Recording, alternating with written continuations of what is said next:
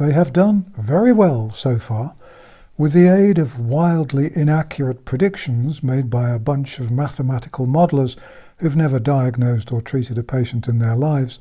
They have succeeded in putting much of the world under house arrest, closing down the global economy, shutting schools, exterminating vast numbers of older folk, sentencing millions of untreated patients to death. There was never any reason for any of it, of course. We knew that, and they knew it too. The virus, which was the subject of all this legalized mayhem, was never more dangerous than the ordinary flu. The number of people killed by the prescribed treatment, the lockdowns and the social distancing will far, far exceed the number killed by the coronavirus. The big question of the moment is, will there be a second wave? And the questions that follow are, will there be a third wave, a fourth wave, a fifth wave, whatever? In reality, I don't believe there should be one. Viruses don't usually behave that way. In my experience, the same flu doesn't keep coming round and round and round again. But that doesn't mean there won't be one, of course. Indeed, they seem pretty certain that there will be. The people who are in control of the coronavirus crime want a second wave because they need to keep us subjugated, but they know that reality is against them. Too many people are already immune. The virus is probably weaker, the weather is warmer, and most of the vulnerable are already dead. In the UK, the hospital bosses have murdered tens of thousands of elderly folk by dumping them, tested or untested, into care homes. It's as if they were deliberately trying to recreate a Typhoid Mary situation without Typhoid Mary. There are already signs of dissent. A relative of one man who died is suing the government, and although I loathe litigation, I wish her luck. Everyone involved should sue the government. They force the elderly and the lonely to stay in their homes, but they deprive them of food and medical care.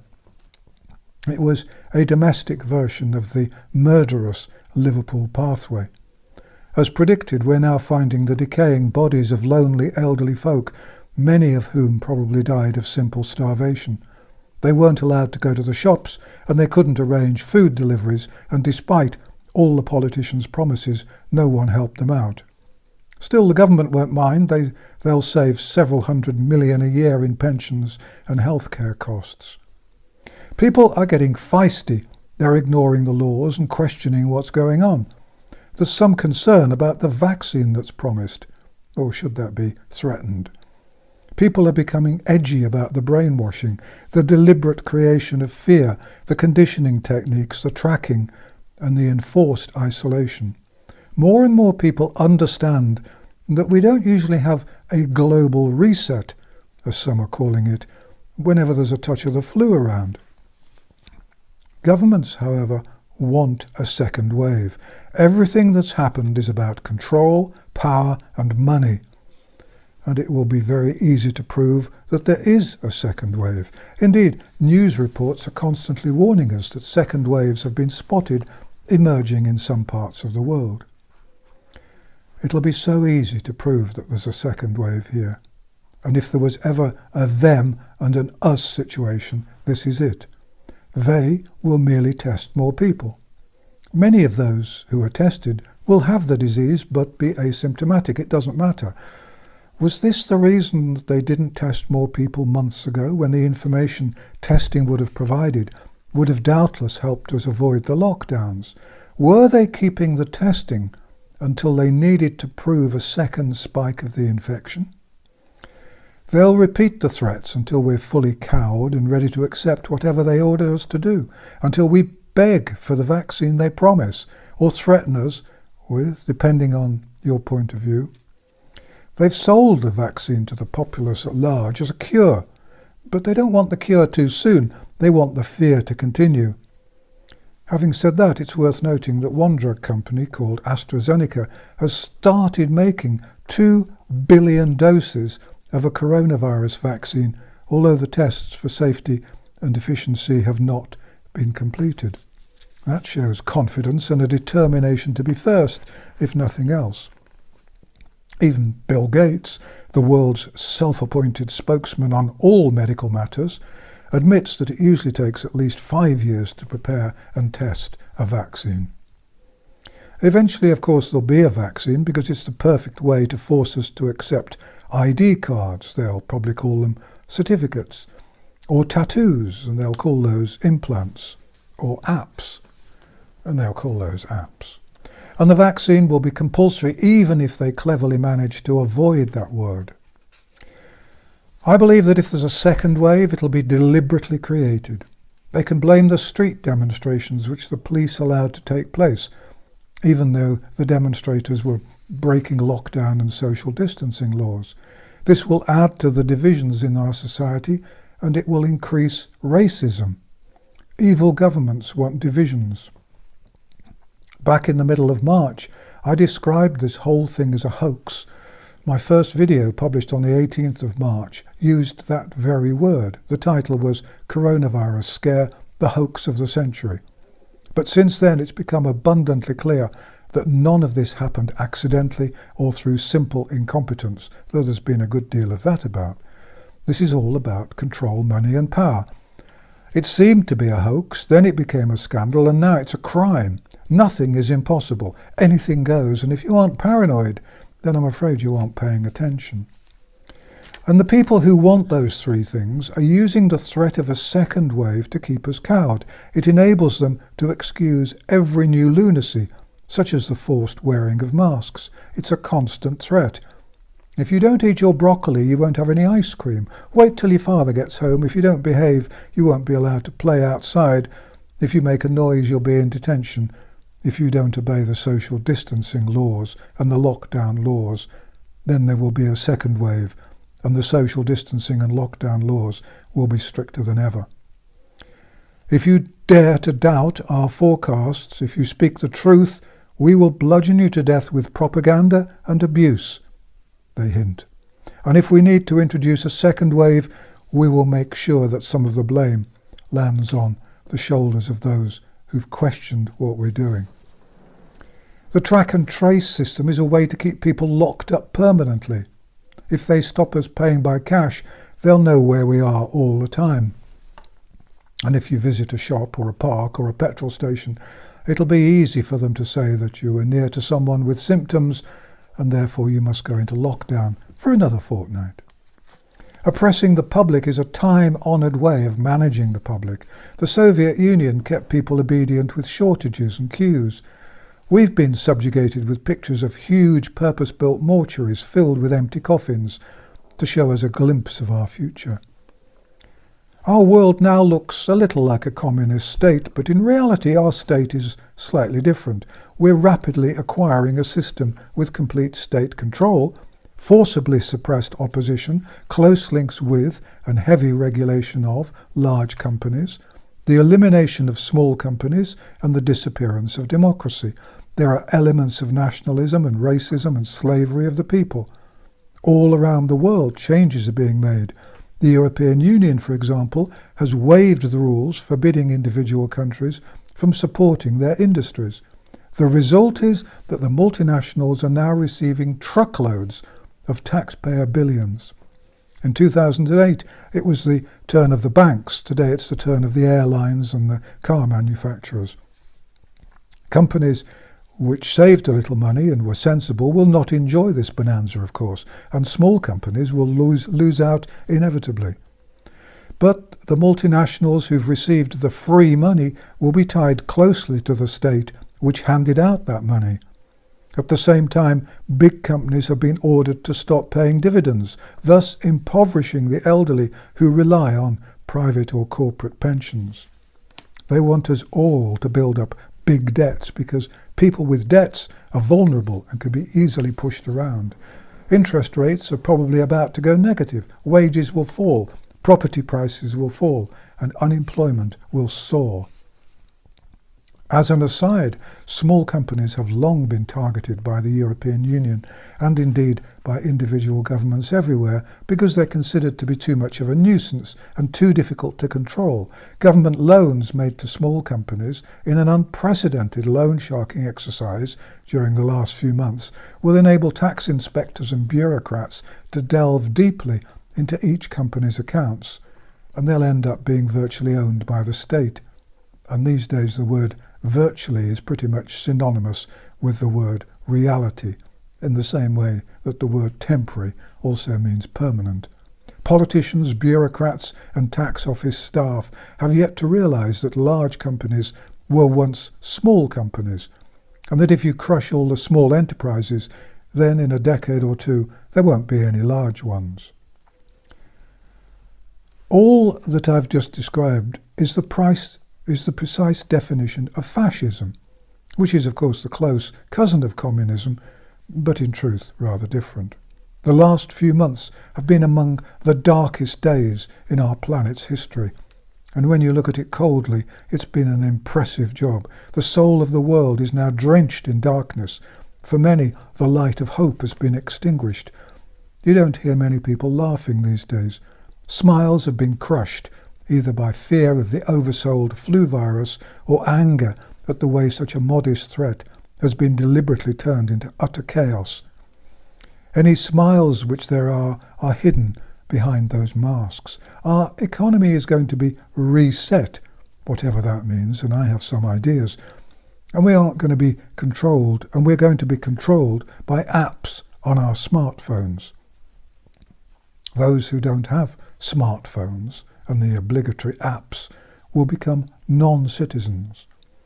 Neil Ferguson of Imperial College, the mathematical modeller who appears to have led us down into this doom-laden hellfire scenario, seems to me to be about as convincing as that little Swedish girl who was all the rage a few months ago. They seem to me to have much in common: arrogance, ignorance, and a yearning to be in the spotlight. Maybe the two of them could join up as a joint entry in the next Eurovision Song Contest. They could put together a rousing performance of Puppet on a String. Picking the Eddie the Eagle of sums to front the scam shows the level of contempt in which we are held by the people who've planned this takeover of our lives. Although he resigned after breaking his own lockdown rules, Ferguson recently told a parliamentary committee that the number of UK deaths could have been halved if the UK had gone into lockdown a week earlier. He admitted, however, that he had no proper scientific basis for this extraordinary claim. It seems to me bizarre that anyone still listens to Ferguson. If he were a child at school, no one would bother to copy his homework because it would be wrong. The only thing he seems to be good at is selling himself.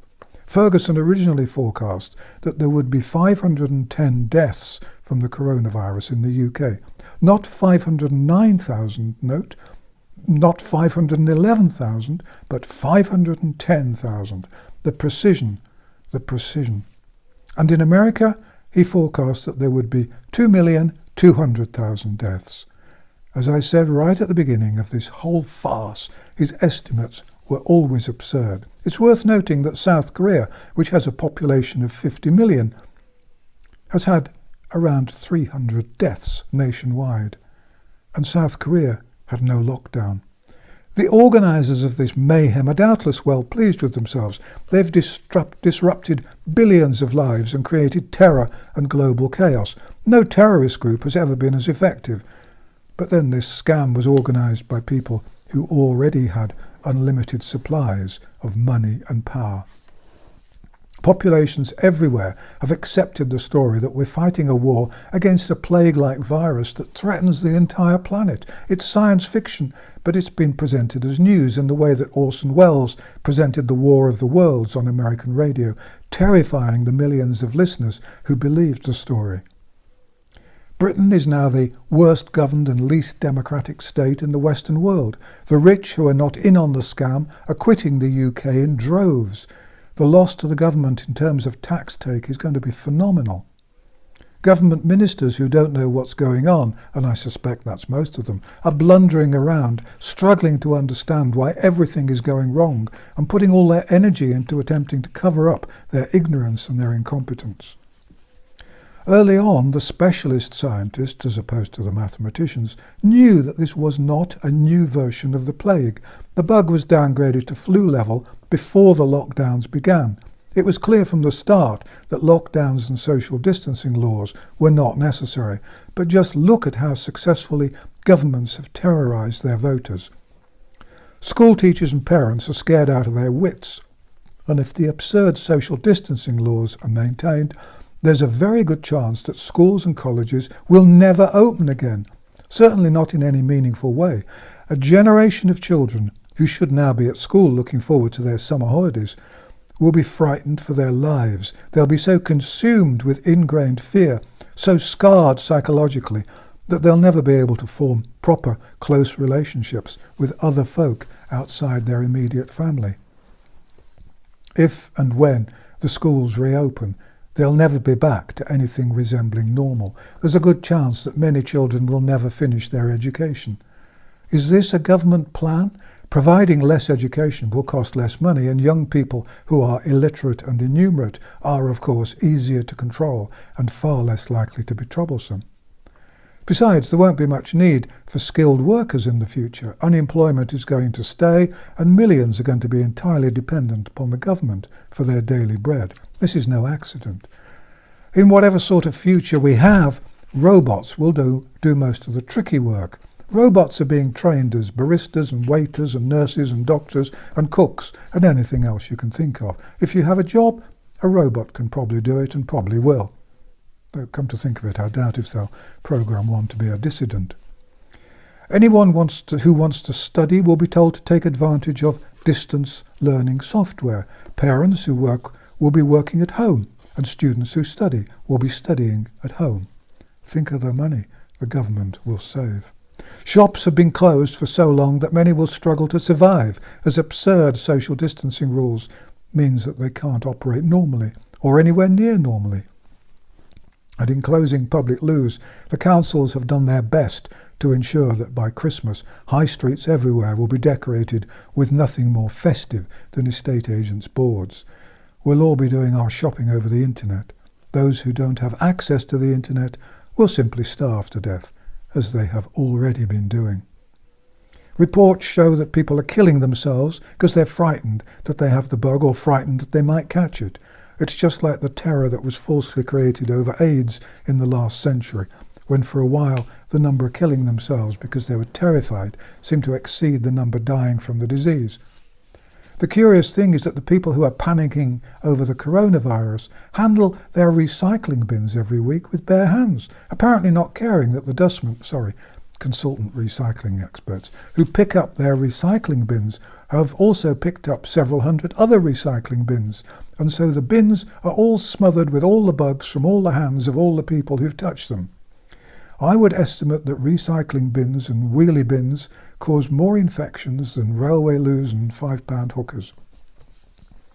Thousands of GPs have virtually shut their surgeries, convinced by the lies rather than by the evidence. They're so terrified that they deal with patients by telephone, and on the rare occasion when a face-to-face meeting is unavoidable, they wear the mask, the visor, the gloves and the smock.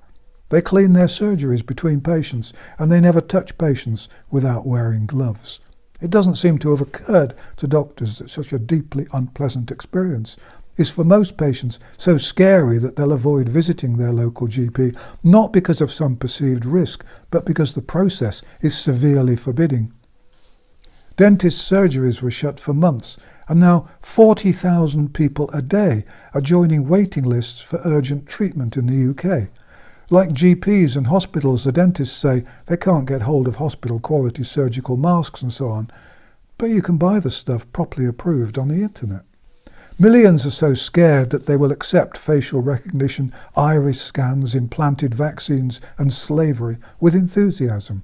They want a cashless society, and they're happy to be zombies living half-lives, if they can be promised that they won't die of the plague. If the scientific advisors tell them that the only way to survive is to stand on their heads in a bucket of horse shit, they'll do so with enthusiasm. And the scientific advisors and the mathematicians will, of course, happily provide the horse shit. A fifth of the population are so consumed by fear that they wash their cash with soap and water or disinfectant wipes, but never dream of washing their wheelie bin handles or the sides of their recycling bins. At least it gives a whole new meaning to the term money laundering.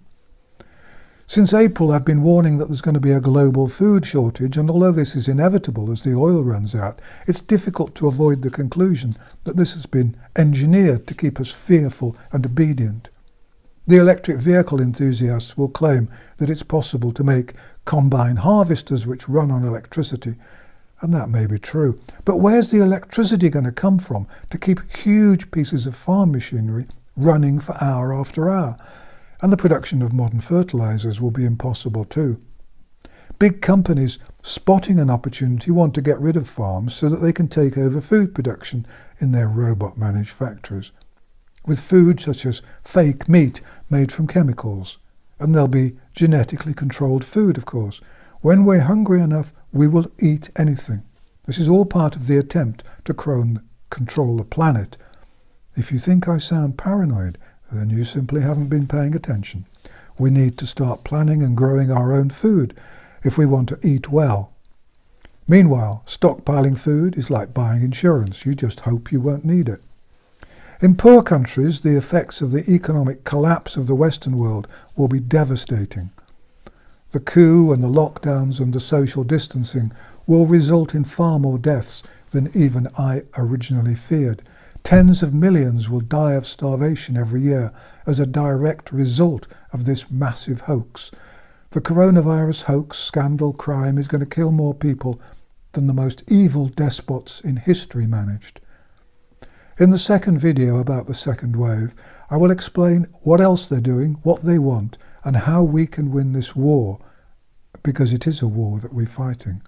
They want to take our freedom. We want to keep it. Wanting to keep our freedom is a stronger emotion than theirs. They're just fighting out of greed, but we're fighting for our survival. And that's why we'll win. Thank you for watching, and thank you for your support and encouragement. Please copy and share the video on Twitter or Facebook or wherever, and if you want to put on a translation, that's fine. If my videos disappear, please go to my website to find out where you might be able to see them. The transcripts of all my videos are always on my website, www.vernoncoleman.com. Thanks again for watching An Old Man in a Chair. This channel has not been monetized, I haven't authorized any ads, and there's no sponsorship. If you want to see any more of my videos, please subscribe to my channel because they aren't always easy to find. Let's spread the truth together. Thank you for watching.